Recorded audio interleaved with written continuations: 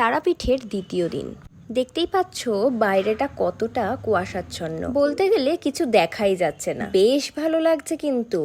তারপরেই সকাল সকাল মা আর আমি একসাথে মিলে হাঁটতে হাঁটতে একটু চারিদিকটা ঘুরে দেখছিলাম। কি সুন্দর সুন্দর মাটির বাড়িগুলো এখনো ওখানে রয়েছে।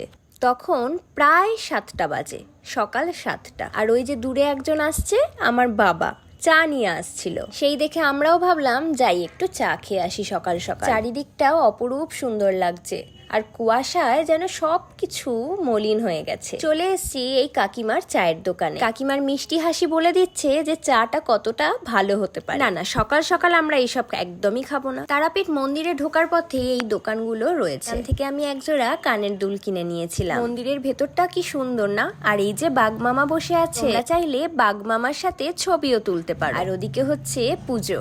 সামনে এক টোটো কাকু আমাদের বলছিল যে কোথায় কোথায় তারা ঘুরতে নিয়ে যেতে পারবে। মোটামুটি সকালটা আমাদের ঘোরা কমপ্লিট। এবার আমরা নেক্সট গন্তব্যের দিকে রওনা দিচ্ছি। এই ব্লগটা এতটাই।